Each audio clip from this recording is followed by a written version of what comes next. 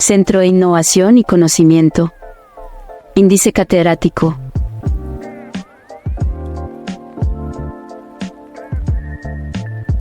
Y de Educación en Salud. Cordial saludo a todos. Desde el Centro de Innovación y Conocimiento Índice Catedrático y de Educación en Salud, nos alegra profundamente darle la bienvenida a este espacio de desarrollo profesional y personal. En IDE Educación en Salud, creemos en las personas y en su potencial. Por eso, trabajamos cada día para hacer el conocimiento accesible a todos, utilizando estrategias de enseñanzas innovadoras y flexibles que se ajuste a las necesidades de cada estudiante. En IDE, el conocimiento es libre como el viento y aprender es un derecho. Iniciamos la capacitación de hoy, con la participación del docente Pedro Campos Ayala, enfermero egresado de la Universidad de San Gil. Pedro se ha desempeñado como docente formando profesionales del área de salud, en donde se ha caracterizado por la integración de principios prácticos en las competencias teóricas que imparte. En su carrera profesional, ha trabajado en instituciones de prestigio como Hospital Regional de San Gil, donde se ha desempeñado en diferentes servicios. Los invitamos a vivir una experiencia única de aprendizaje. Por favor, mantengan los micrófonos apagados para una mejor experiencia y sigamos las indicaciones del docente para el desarrollo de las actividades.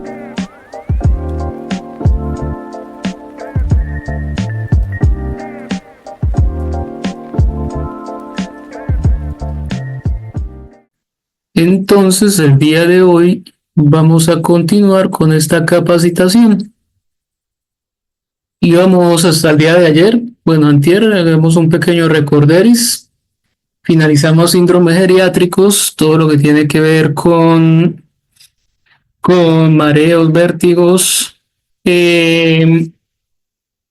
lo que tiene que ver con polifarmacia y lo que tiene que ver con vigilancia o farmacovigilancia, vigilancia farmacéutica. Las reacciones adversas a los medicamentos y pues cómo es que el Ministerio de Salud desde el INVIMA aquí en Colombia hacen la revisión sistemática de tal manera que busquemos el beneficio para toda la comunidad. Terminamos en ese tema y ayer continuamos con todo lo que tenía que ver con el cuidado integral del paciente. Entonces ayer estamos revisando el tema de signos vitales, el tema de alimentación, el tema de higiene, el tema del cuidado general, del acompañamiento y pues cómo todo esto es tan importante en el cuidado del paciente. Y hoy vamos a continuar entonces revisando las enfermedades y bienestar en el adulto mayor.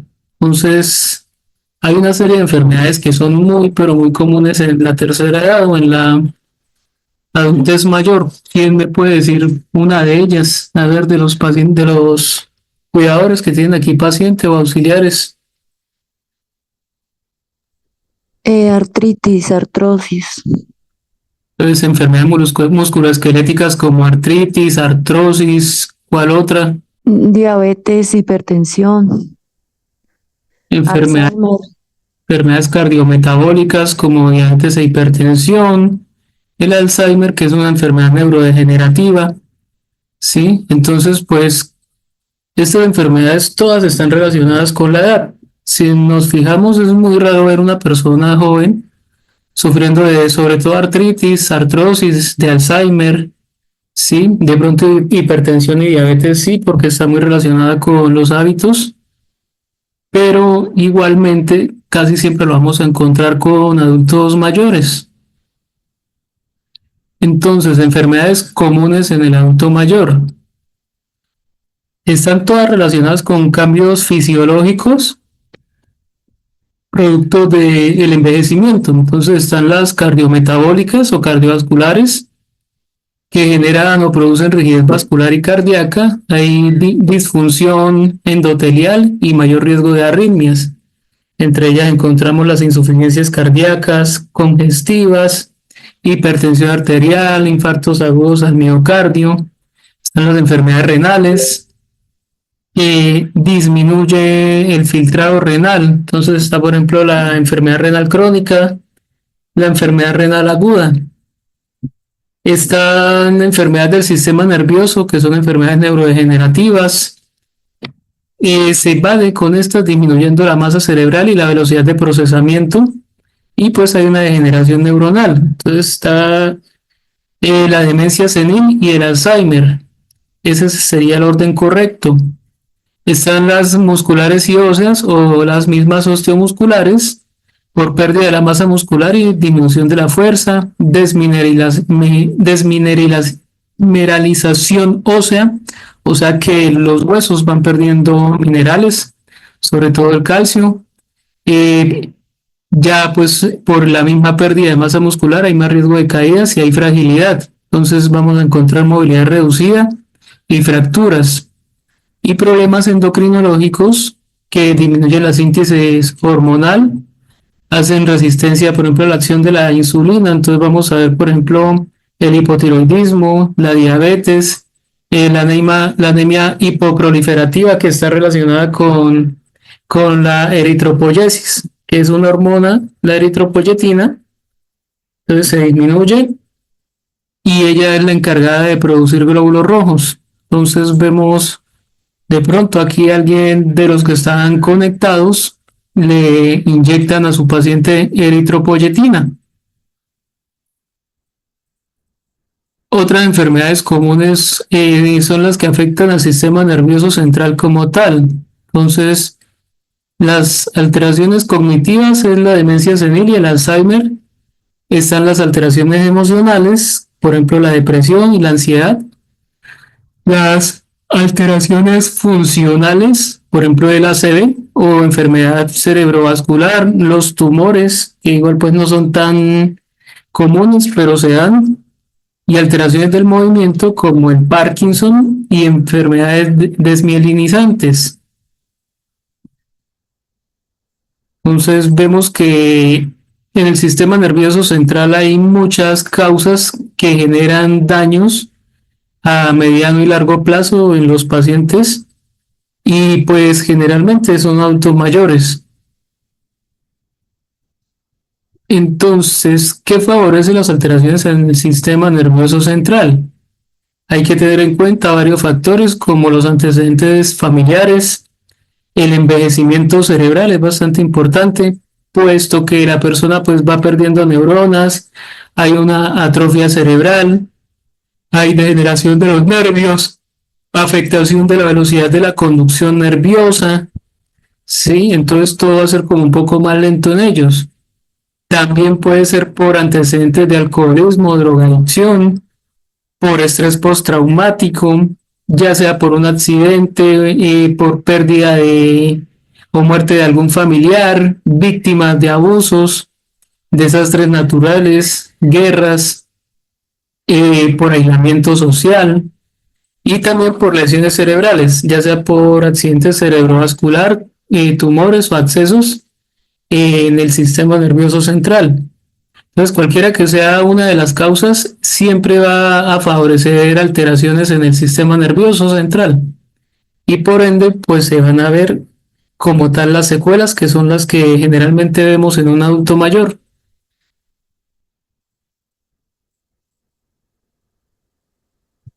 Por ejemplo,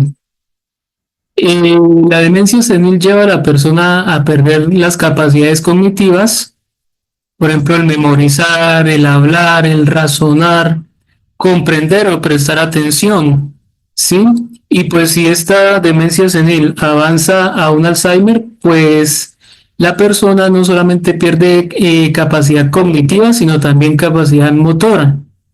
Entonces, poco a poco va a empezar a disminuir todo lo que tiene que ver con su movilidad, va a haber una movilidad reducida y finalmente hasta llegar en un encamamiento. Entonces, en la demencia senil, ¿qué vamos a ver? Confusión mental. Sí, es una persona que no tiene o tiene mucha dificultad para tomar decisiones en las actividades de la vida diaria. Por ejemplo, no puede coordinar entre unas compras, entre un almuerzo, una llamada telefónica o limpiar la casa. siempre se va a sentir como confundido y no saber cómo va a hacerlo. Desorientación espacial. Entonces, una deambulación errática, ¿sí? Es una persona que se puede perder fácilmente, incluso en el mismo barrio donde vive, e incluso estando en su misma casa, llegar al término de no saber dónde está. Tener dificultades de comunicación, entonces dificultad para completar frases complejas, pérdida de vocabulario y expresividad. Entonces, muchas veces los que cuidan a adultos mayores se darán cuenta que el léxico de una persona de la tercera edad ya está muy reducido. No habla fluidamente, son muy pocas las palabras que usa, casi todo el tiempo usa las mismas expresiones. Hay también un deterioro intelectual, entonces la persona tiene menos capacidad para realizar tareas que requieren esfuerzo intelectual. Por ejemplo, no pueden leer, no son capaces de mantener una conversación, no pueden realizar actividades sencillas que incluso días atrás, meses atrás, las hacían con total fluidez. Pérdida de la memoria, entonces son pacientes que presentan olvidos y despistes y se vuelven cada vez más frecuentes. También pueden olvidar que han hecho horas o minutos antes o los nombres de personas cercanas. En etapas avanzadas no reconocen ni siquiera a sus familiares. Muchas veces se quedan solamente en el antaño. Entonces su memoria recuerda cosas de hace 30, 40 años atrás, pero no recuerdan lo que pasó el día anterior. Alteración del estado del ánimo y aumento de conductas agresivas o desinhibición extrema. Entonces pueden aparecer estados depresivos, ansiosos, agresividad física o verbal y pérdida de la inhibición, incluyendo la aparición de conductas inapropiadas. Entonces, les cuento una anécdota. Hace unos años en Bucaramanga yo trabajé visitando domicilios.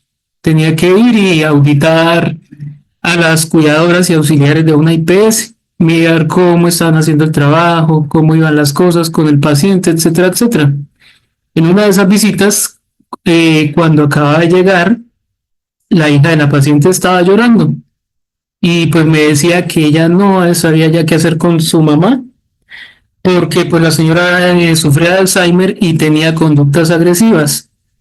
Cuando yo llegué, acababan de quitarle un cuchillo grande que tenían creo que para cortar carne, y pues tuvieron que esconder todos los cuchillos de la casa porque la señora tenía conductas de agarrar los cuchillos y querer apuñalar a todos los que se le aparecieran ahí en la casa. Entonces son conductas, si se fijan, hay desorientación, hay una confusión mental, hay un deterioro intelectual, hay pérdida de la memoria, una paciente que no conoce, no sabe con quién está peleando, y hay alteraciones con conductas agresivas. No sé si de pronto de quienes están conectados tengan alguna anécdota para contar acerca de algo que haya pasado con un paciente en una condición especial. Exactamente no, pero era un vecino, ¿sí? Y el vecino sí empezó a perder la memoria y le dio Alzheimer y todo, y después ya, pues sí, muy agresivo y ya golpeaba a todos los de la familia y para salirse para la calle, eso es incontrolable. Y pues ya lo dejaron salir a la calle y ya él está en el barrio así, lo entran a veces a bañarlo y él se vuelve y se sale. Y así ya le llevan la comida afuera, no pueden hacer nada, no, y pues no tienen plata para llevarlo a un geriátrico. Y pues el señor ahí, pues terrible esa situación, porque uno pues le da como impotencia de ver eso, ¿no? Sí, Y claro. ellos están pendientes, pero a la distancia, sí, o a veces van y está agresivo, les tira piedras, ahora él por allá toma, fuma, no, se volvió como casi como un indigente prácticamente. ¿Mm? Lo que hablamos aquí, hay una desinhibición extrema. Sí, un paciente que es todo lo que nunca fue en la vida, posiblemente. Entonces es difícil porque pues son pacientes que a la final tuvieron una calidad de vida posiblemente, pero en su estado de desorientación por su demencia, eh, adquieren unas conductas totalmente diferentes a lo que ellos eran, ¿sí? Y pues de eso es que precisamente se trata esa enfermedad, de darse cuenta de los cambios tan drásticos que se generan después de perder todas sus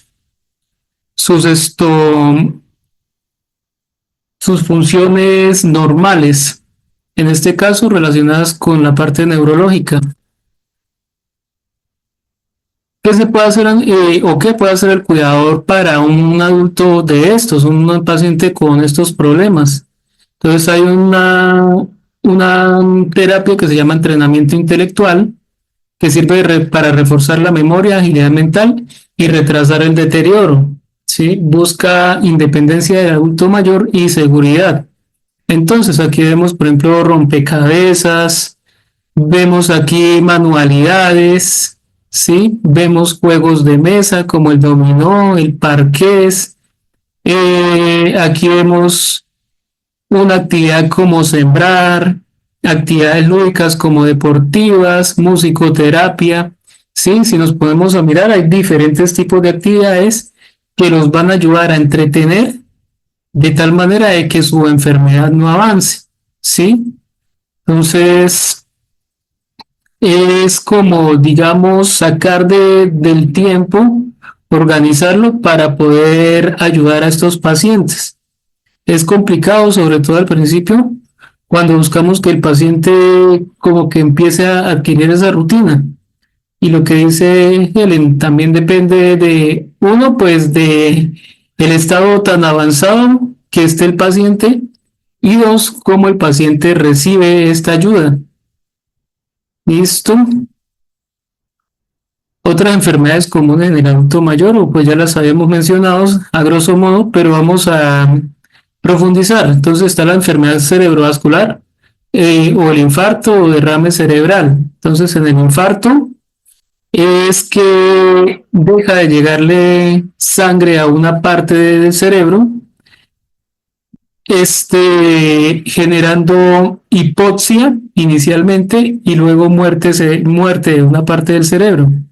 Y el derrame cerebral como tal es que hay una ruptura, ¿sí? Puede ser por un aneurisma, una ruptura de una arteria cerebral generando sangrado. Son diferentes, sin embargo en ambos va a haber una hipoxia y una posible muerte de parte del tejido cerebral. Hay una mnemotecnia que se llama CORRE, donde vamos a poder verificar en el paciente. Entonces, si yo al paciente le veo la cara torcida, es una posible parálisis facial, entonces la cara caída,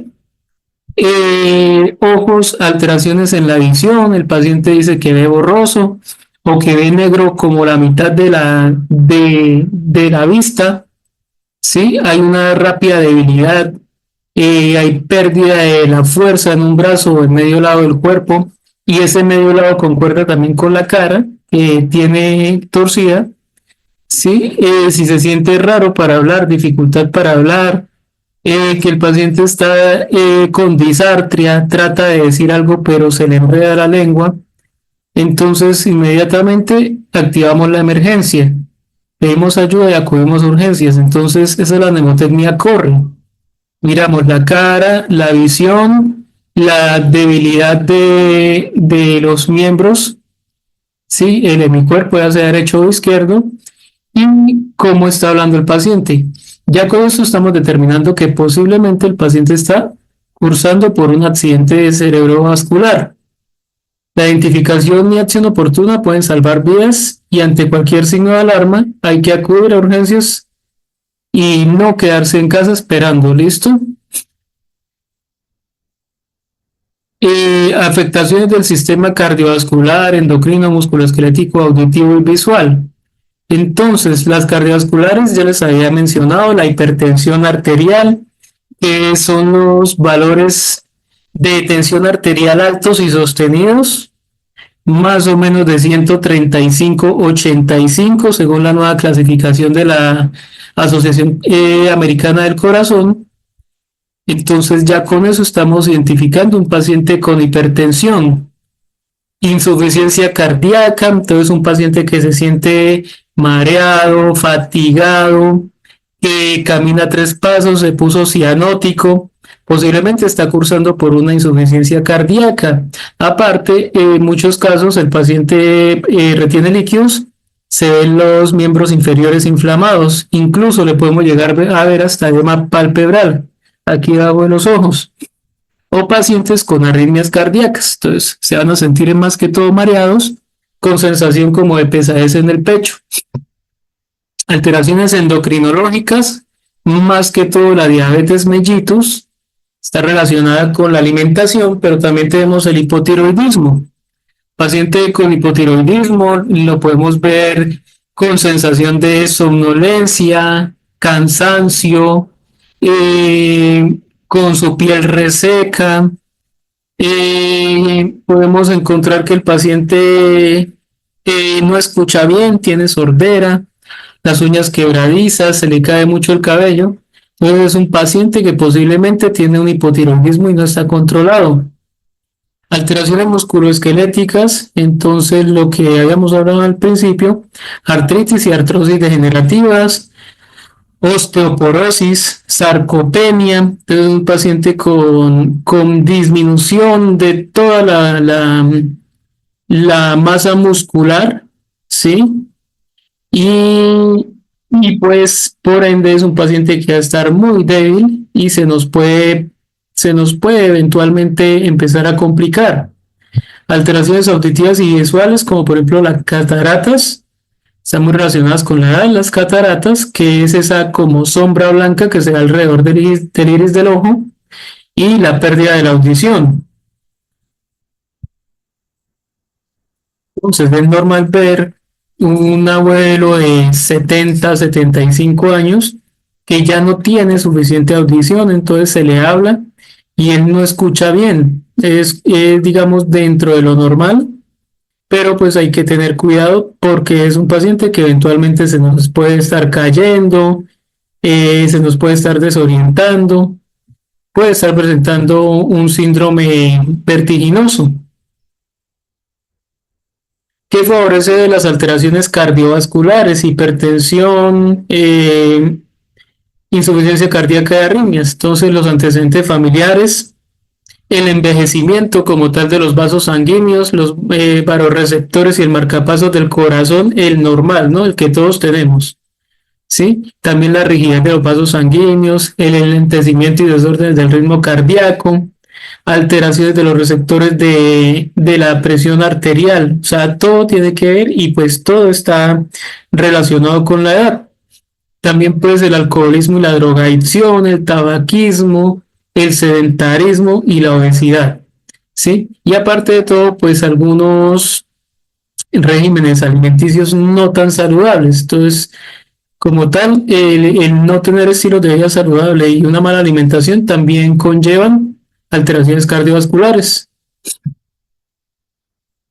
En el adulto mayor, lo más común es el infarto, las crisis hipertensivas, las arritmias y las insuficiencias cardíacas. ¿Qué debe saber o conocer el cuidador? Uno, que si su paciente tiene dolor en el pecho o en el epigastrio, es debajito o sea, donde va el estómago, debajito del hueso del esternón, ahí donde terminan las costillas, ya sea dolor o sea una sensación de quemazón o de ardor, junto con sensación de falta de aire, junto con palpitaciones, con cansancio, fatiga, inflamación en los pies, mareos, dolor en el brazo izquierdo, en las mujeres sobre todo dolor como en el cuello y al lado izquierdo. Podemos estar pensando en que es un paciente que está infartado, tiene un infarto agudo al miocardio y hay que llevarlo inmediatamente al hospital. Ahora que usted dice estamos lejos, ¿sí? O llamo a una ambulancia y se demora, llamo un taxi y se demora, sobre todo por ejemplo como Bucaramanga. Entonces, ¿qué podemos hacer? Le damos una tableta de aspirina de 100 miligramos y echamos al paciente en un carro, un taxi y nos vamos con él. Siempre es importante tener en cuenta los signos para poder identificar si posiblemente es un infarto o es otra cosa. Ahora con las alteraciones endocrinológicas. Entonces, ¿qué hay que tener en cuenta?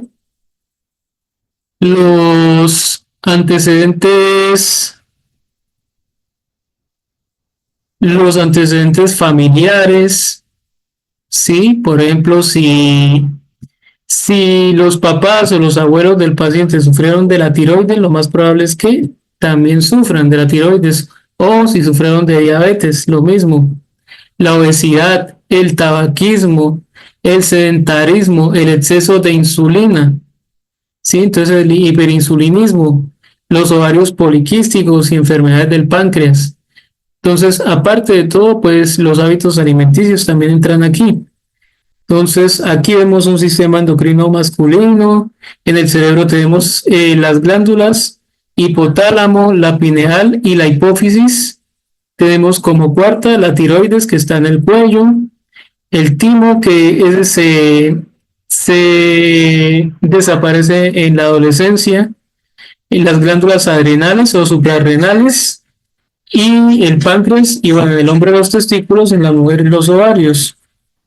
Ese es el sistema endocrino, es el encargado de secretar diferentes hormonas para el funcionamiento metabólico del cuerpo.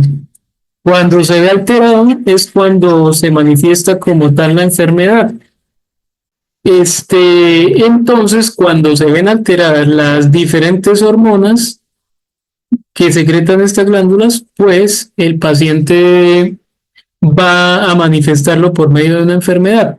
Las más comunes son las de la tiroides y las del páncreas. Entonces, en la tiroides el hipotiroidismo y en el páncreas la diabetes como tal, ya sea por hiperinsulinismo o porque no hay producción de insulina. Hay un daño en las células betapancreáticas y no hay suficiente producción de la célula de la hormona insulina. Entonces nos vamos con la más común, la diabetes mellitus. ¿Qué debe saber el cuidador para darse cuenta que su paciente o no era diabético, pero tiene ya riesgo y de pronto está presentando signos de diabetes, o es diabético, pero no está controlado? Entonces, en cualquiera de las situaciones es importante, uno, revisarle la pérdida de peso, que es inexplicable. Entonces, un paciente que empieza a perder peso, no se sabe el por qué. Esta es la triada diabética: polidipsia, poliuria y polifagia. Entonces, polidipsia, que el paciente empieza con sed todo el tiempo y quiere estar tome agua. Poliuria, entonces son emisiones abundantes y frecuentes, o sea que orina y orina y orina todo el tiempo. Y polifagia, que es exceso de hambre. Entonces un paciente que tiene a toda hora hambre, eso no es normal. Aparte, cansancio, fatiga, visión borrosa y las infecciones urinarias o vaginales. Entonces aquí vemos un paciente cansado, con exceso de orina, que ha bajado de peso, aparte que presenta lesiones en la piel, que tiene problemas sexuales cuando tiene todavía vida sexual activa, cuando manifiesta tener mucha hambre y esos antojos es más que todo de alimentos dulces, que tiene visión borrosa, que presenta inflamación o hinchazón en los pies y manos, mucha sed y en las mujeres infecciones vaginales. Entonces ahí ya tenemos una serie de signos y síntomas que el paciente presenta y que le hace a uno pensar una posible alteración metabólica, y esa alteración se llama diabetes.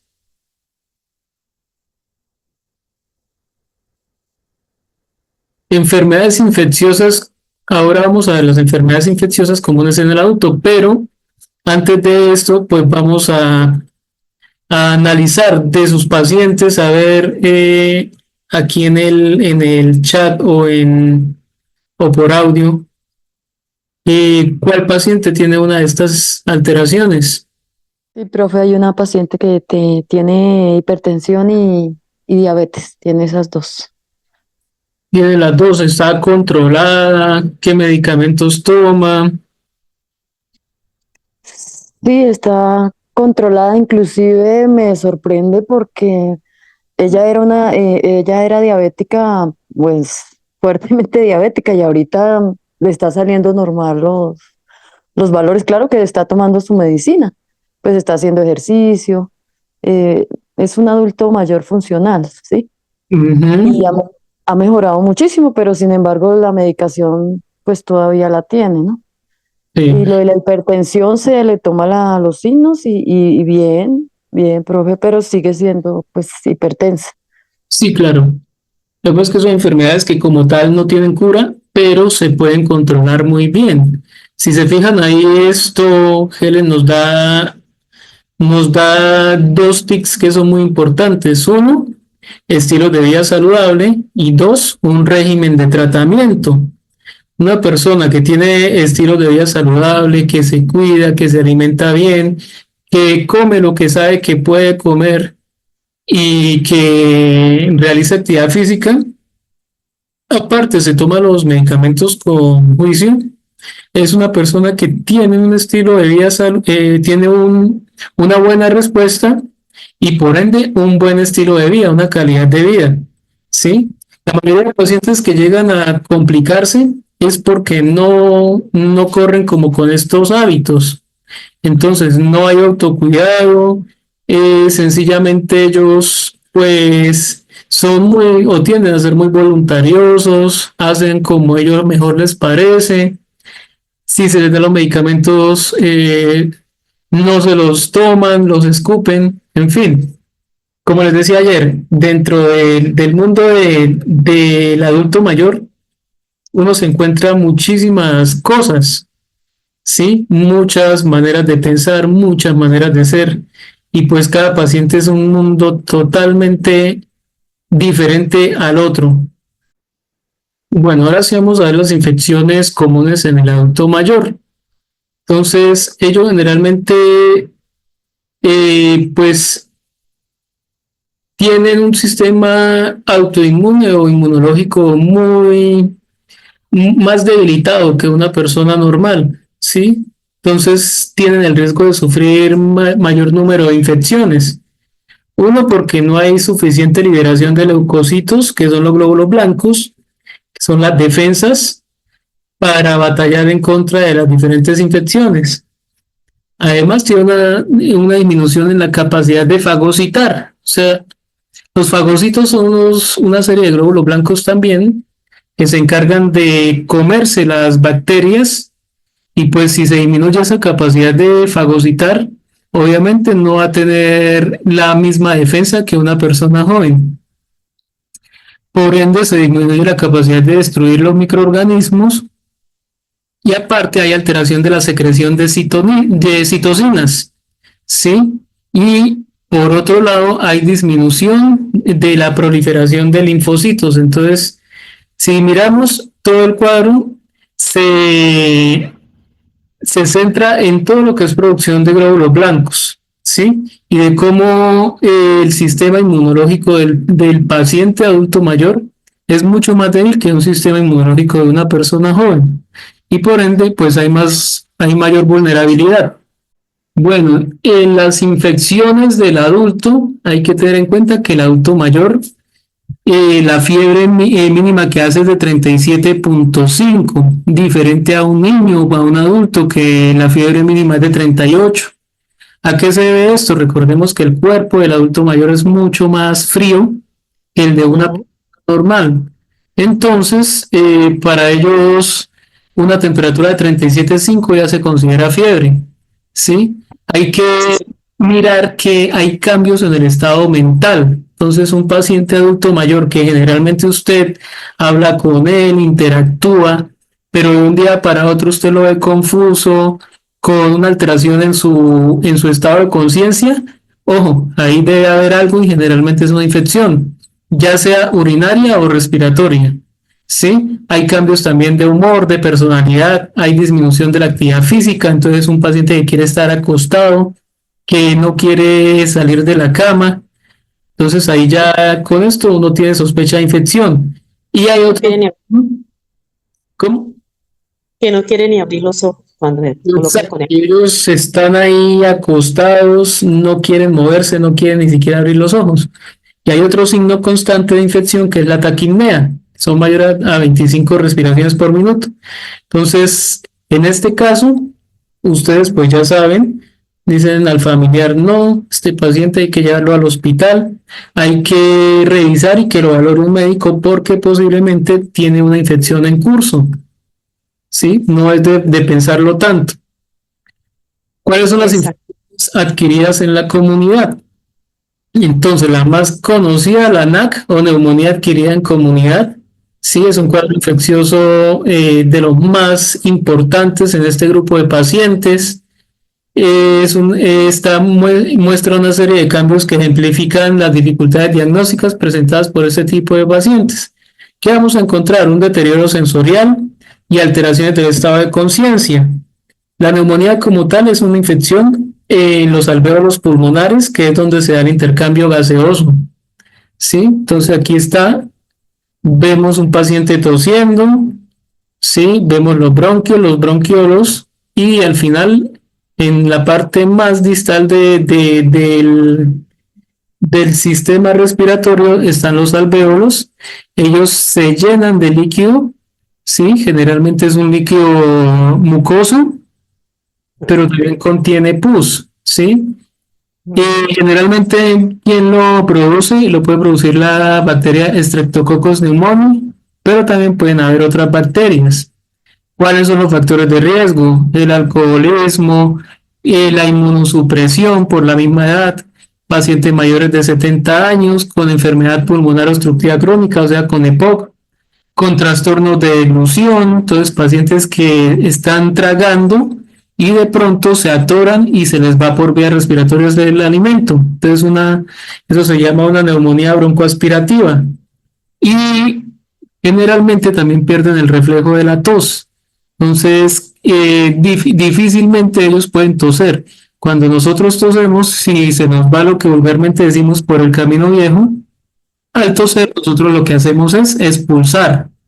¿Sí? No sé si en algún momento de la vida les ha pasado que están comiendo, por ejemplo, arroz, se atoran y empiezan a toser y cuando se dan cuenta botan los arroces por la nariz. Es porque el reflejo hace que uno pueda expulsar lo que se fue por donde no debía. ¿Listo? El diagnóstico diferencial, ¿cuál es? La tuberculosis pulmonar. Entonces, un paciente que tiene fiebre y que lleva con tos más de 15 días, ya podríamos estar pensando que tiene una tuberculosis pulmonar. Ahora, si dentro de la tos hay manchitas de sangre, es casi seguro que lo que el paciente pueda estar padeciendo es una tuberculosis. Para la neumonía como tal, ¿cuál es el tratamiento más normal? Entonces se debe tener en cuenta el origen, si es una neumonía comunitaria, si es nosocomial o de reposo, depende de cómo sea adquirida. Si son comunitarias, lo más común es la Staphylococcus pneumoniae, la Haemophilus influenzae y Staphylococcus aureus. Pero si es nosocomial, son bacterias gram negativas, generalmente por pseudomonas aeruginosa. Los medicamentos que generalmente el médico va a ordenar son fluoroquinolonas, como la ciprofloxacina, levofloxacina o moxifloxacina. Ujú. Entonces, son medicamentos que casi siempre los ordenará esto ya directamente en un hospital.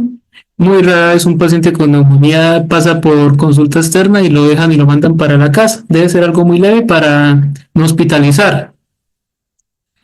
Hay otros, por ejemplo, los macrólidos como acitromicina y claritromicina que también el médico ordena, ¿sí? O hay unos betalactámicos como las penicilinas. Pero entonces, bueno, finalmente de los antibióticos lo importante es que ustedes sepan que si es una neumonía, el médico lo que va a ordenar es un antibiótico, ¿listo? Ahora, la Señor. tuberculosis.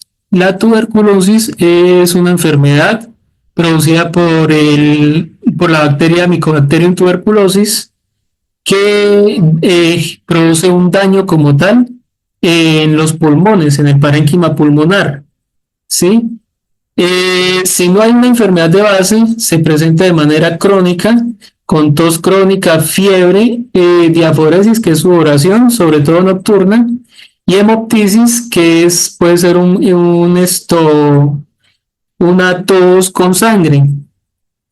Y con enfermedades de base, por ejemplo, diabetes mellitus tipo 2, o también un paciente con VIH-Sida de base, es una evolución aguda, se presentan infiltrados pulmonares bilaterales basales, o sea, en las bases de los dos pulmones, ¿sí? Entonces vemos aquí cómo se va dando como el ciclo, y pues desde que ingresan los síntomas, ¿cuáles son? Desde que ingresa el patógeno, el paciente va a presentar fiebre, tos intensa que dura 3 semanas, dificultad respiratoria, fatiga, dolor en el pecho, sibilancias, que son esos silbidos que se escuchan en la respiración, sobre todo en la aspiración, expectoración con sangre y escalofríos, sudoración excesiva, más que todo de noche, pérdida de peso.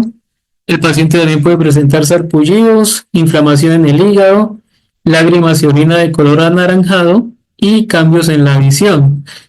Entonces, todo este cuadro clínico está indicando que el paciente posiblemente está padeciendo una tuberculosis de origen pulmonar.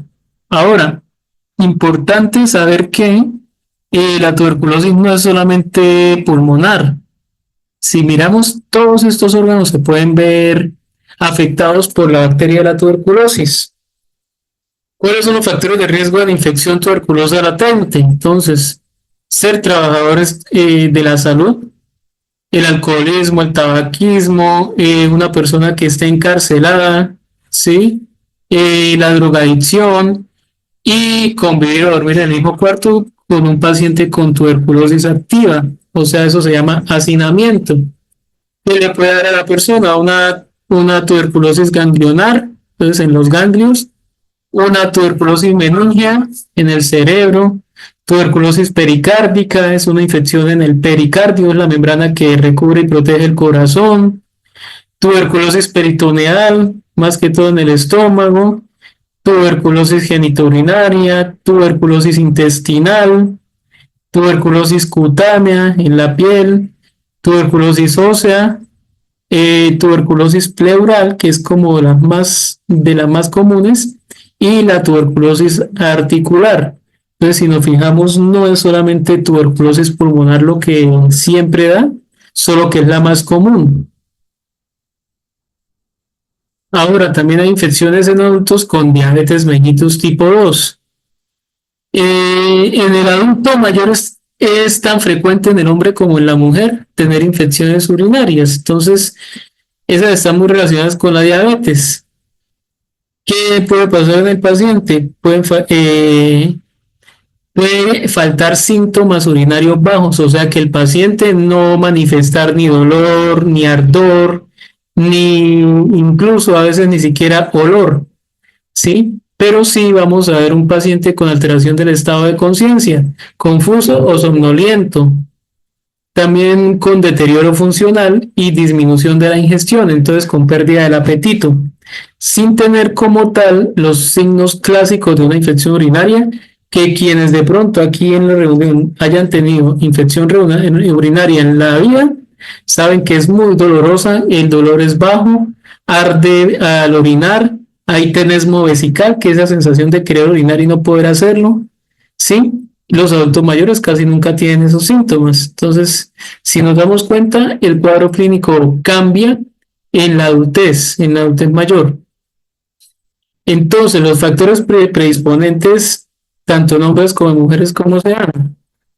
En el hombre, el vaciado vesical es comprometido por el crecimiento de la próstata.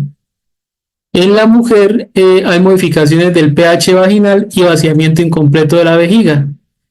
Entonces, generalmente hay que colocar catéteres urinarios Y, bueno, también puede ser causas cuando se sondean a los pacientes o cuando tienen vejigas neurogénicas. Entonces, un paciente que, por ejemplo, tiene un adulto mayor ya, incluso un adulto normal, solo que los signos sean diferentes, un adulto joven, con vejiga neurogénica, ejemplo, tuvo un accidente de tránsito, tuvo daño en la médula y perdió la sensibilidad de la cintura para abajo. Entonces, un paciente que no tiene control de la vejiga, no hay control de esfínter, y pues esto lo que hace con el tiempo es generar infecciones urinarias en el paciente.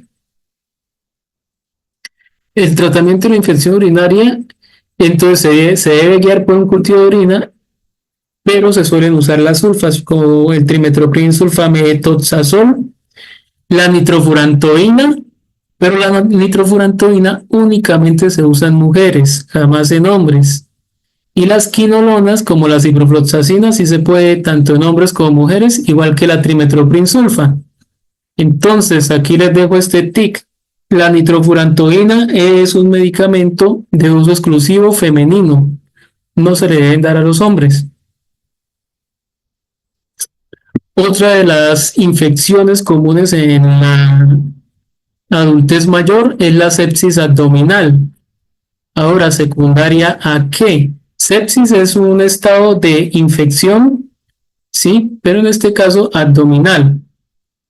Puede ser secundario a tres cosas o tres causas que son muy comunes, que es la apendicitis, la diverticulitis y la colecistitis. Apendicitis sabemos que es una inflamación del apéndice que genera infección. La diverticulitis, inflamación de los divertículos que se generan en la pared intestinal del intestino grueso. Y la colecistitis, que es la inflamación de la vesícula biliar, que es la encargada de almacenar la bilis que secreta el mismo hígado. ¿Sí? Cuando cualquiera de estas tres causas generan infección, se puede dar una infección mayor que se llama peritonitis, que es la inflamación, la infección del peritoneo. Y esto lo puede llevar a un absceso. Y si esta peritonitis o este absceso no se logran controlar, ya en el paciente hacer una sepsis abdominal. Esta sepsis es similar a los menores de 65 años. ¿Listo? Son infecciones de todas maneras muy, pero muy importantes. Pueden llegar a ser mortales si no se controlan. Las manifestaciones clínicas, los síntomas son menos agudos y de mayor duración, lo que lleva a cuadros más severos y de peor pronóstico. Entonces, ¿qué quiere decir? Que esos síntomas generalmente tienden a ser como muy largos, y entre más días pasa, pues más complejo se va a volver el cuadro, ¿sí? Y pues si se vuelve más complejo, el pronóstico será mucho más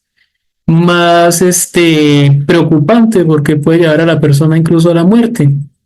Por eso es importante, un dolor abdominal no es de dejarlo ahí como que, no, esperemos, y si ese dolor abdominal se acompaña con fiebre, peor, o si se acompaña con diarrea, o si se acompaña con vómito, entonces hay que estar pendientes, ¿sí? Generalmente los dolores no son normales, ningún tipo de dolor va a ser normal, es una alteración y pues hay que mirar cuál es la causa. Aquí vemos una apendicitis con signos de irritación los signos de irritación peritoneal son ausentes. Se puede presentar un cuadro de diarrea crónica. Una diverticulitis, que son los divertículos inflamados. Ellos cuando se perforan desarrollan una peritonitis generalizada. Entonces vemos aquí un divertículo perforado. Los divertículos son unas bolsas que se hacen en las paredes del intestino que se van llenando de heces y que eventualmente llegan a un momento en que se estallan. Si ellas estallan, pues obviamente estallan dentro del peritoneo, que es la cavidad abdominal. Entonces imagínense la infección tan brava que el paciente va a tener. Y la colecistitis mayormente se da por cantidad de cálculos que se van acumulando en la vesícula. La bilis está más frecuentemente contaminada por bacterias gastrointestinales y pues si hay bacterias puede llevar fácilmente a una infección bacteriana como tal.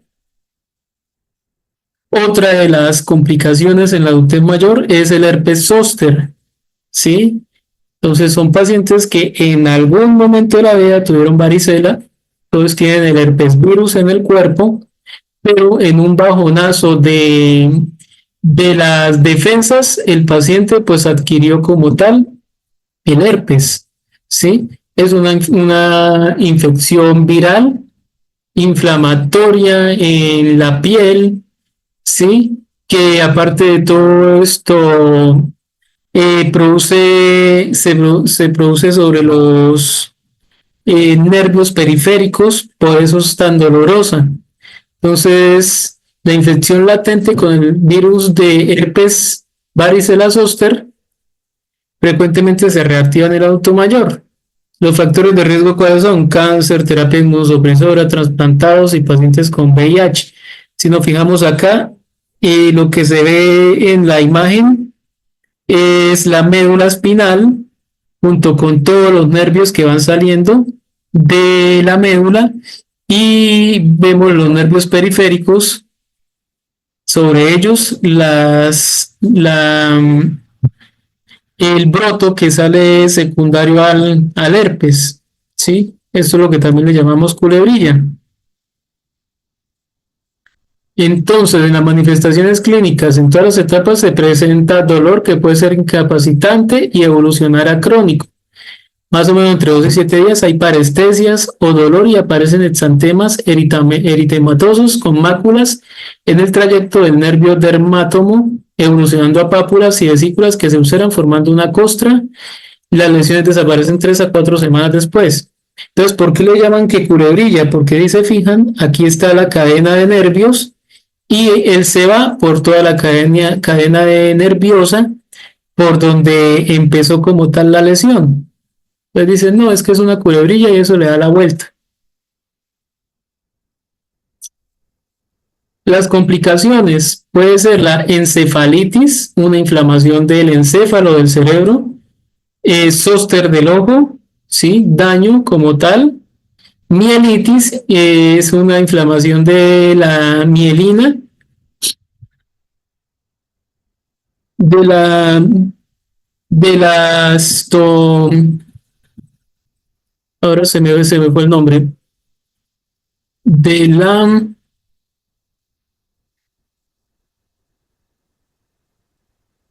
médula ósea, mielitis. Entonces miremos aquí en esta resonancia está la médula ósea y está inflamada, la mielitis. Retinitis, inflamación de la retina y pues la neuralgia posherpética, ¿sí? Aquí tenemos un herpes y la neuralgia como tal es un dolor bastante profundo, cansón, ¿sí? El paciente a veces se desespera porque en realidad es muy molesto el dolor que genera. En el tratamiento entonces están los agentes antivirales. Entonces se recomienda en adultos mayores, por ejemplo, el aciclovir, el famciclovir, el valacyclovir, el ganciclovir. Todos son como por el estilo. Y el control analgésico consiste en analgésicos narcóticos y no narcóticos. Entonces podemos usar, por ejemplo, narcóticos como los opioides y no narcóticos como los AINES. ¿Sí? Se debe iniciar el tratamiento antes de 72 horas tras el comienzo de la erupción. ¿Sí? Entonces, digamos que con aciclovir, que es como el más fácil de conseguir. Bueno, y ahora vamos a ver la endocarditis infecciosa.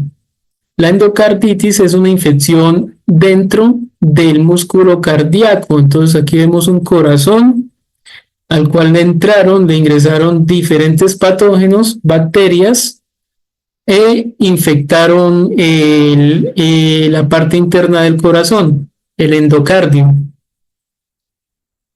En el adulto mayor tiene más factores de riesgo como las alteraciones cardíacas previas, por ejemplo, una insuficiencia cardíaca, un antecedente de haber tenido un infarto, infecciones de la cavidad oral y de la orina. Entonces, es cierto, a veces dicen, no, es que si el paciente tiene una muela picha, eso lo puede llevar a un infarto. Sí es cierto, sí puede generar esto, afecciones cardíacas, el no tener una buena higiene oral. Las manifestaciones clínicas, entonces, pueden ser inespecíficas, sin fiebre y solo con pérdida de peso inexplicable. En algunas ocasiones pueden ser las de un accidente cerebrovascular, neuropatías periféricas o manifestaciones reumatológicas. Todos pacientes que tienen, por ejemplo, gota, que tienen las articulaciones de las manos calientes, les duelen.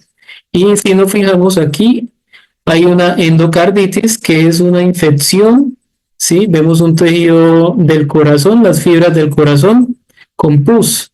Esta es la aurícula izquierda, va conectada desde los pulmones y lleva la sangre hasta el ventrículo izquierdo. Entonces, todo esto, si hay infección, se puede llevar una infección para el resto del cuerpo. ¿Por qué? Pues porque de aquí se envía la sangre para el resto del cuerpo. En el diagnóstico y el tratamiento, entonces los médicos que miran los criterios patológicos, los clínicos y los hallazgos subjetivos a una endocarditis.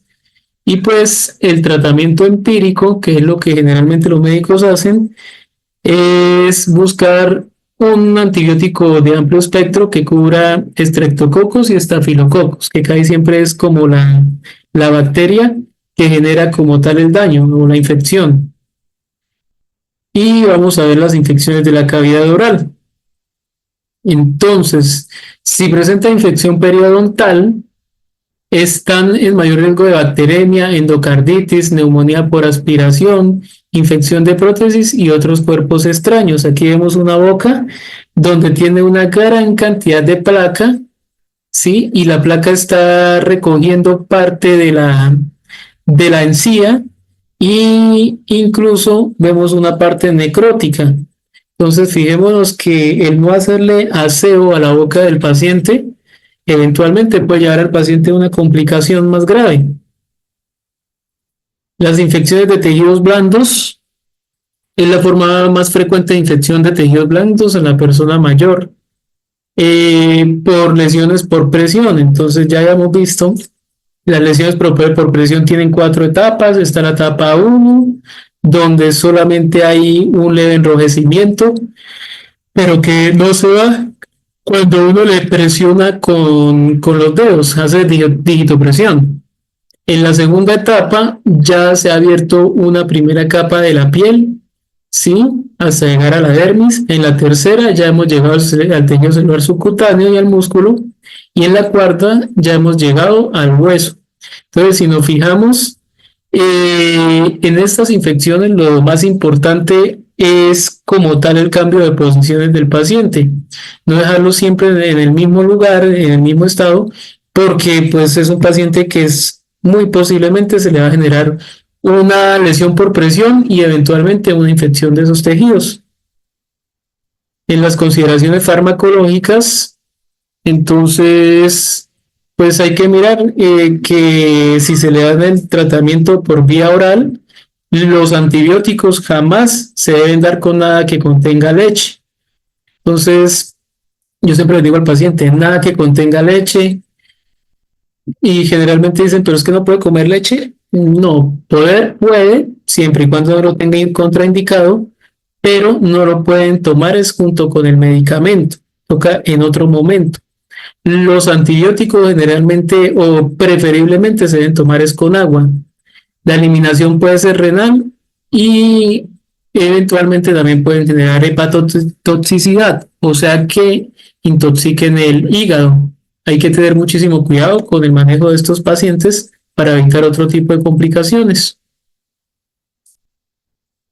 Y bueno, entonces hasta aquí hemos llegado con todo lo que tiene que ver con las enfermedades de los pacientes de adultos mayores. Si fijamos, son bastantes enfermedades, bueno, en realidad no son muchas, teniendo en cuenta que a la hora de la verdad son como casi siempre es el común denominador de todo adulto mayor, siempre y cuando no sea funcional.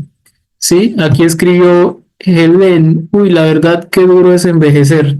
Tenemos que cuidarnos con buenos hábitos para tener una vejez digna. Es importantísimo. Muchas veces, ahorita que estamos jóvenes, se nos hace fácil hacer cualquier cantidad de locuras, no cuidarnos, no alimentarnos sanamente, trasnochar, salir a beber, fumar, en fin, cuántas cosas. Pero si analizamos todo lo que hemos visto hasta el día de hoy, muchas enfermedades están relacionadas más que todo es con los hábitos, ¿sí? Si no hay hábitos saludables, posiblemente no va a haber un envejecimiento saludable, ¿sí? Entonces es bueno muchas veces poder saber, poder conocer para poder también tener las herramientas, uno, para educar y dos, para nuestro mismo actuar. ¿Listo? Bueno, entonces hasta aquí vamos a dejar el día de hoy. Ya nos queda un último tema para el día de mañana, que son las estrategias de comunicación y atención del paciente. Y pues con eso estaríamos terminando todo lo que abarca el cuidado integral del adulto mayor. Entonces, muchas gracias a todas por su asistencia y estaremos pues pendientes para el día de mañana terminar esta capacitación. Feliz tarde para todos. Queridos participantes, hemos llegado al final de esta enriquecedora capacitación en el Centro de Innovación y Conocimiento Índice Catedrático y de Educación en Salud. Quiero agradecerles profundamente por su compromiso y participación activa. Su dedicación no solo enriquece su aprendizaje, sino que también fortalece el propósito de nuestra misión, brindar formación continua y de alta calidad que se adapte a las necesidades del sector salud y de la comunidad en general. Nuestra promesa es seguir innovando y ofrecer formación de calidad, garantizando que cada uno de ustedes esté preparado para enfrentar los retos de su profesión con excelencia y empatía. Estamos comprometidos a ser su aliado en este camino de formación continua. Su éxito es nuestra mayor satisfacción.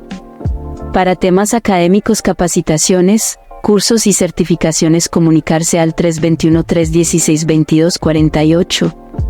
Gracias por confiar en nosotros. Los espero en nuestras próximas capacitaciones. Hasta pronto.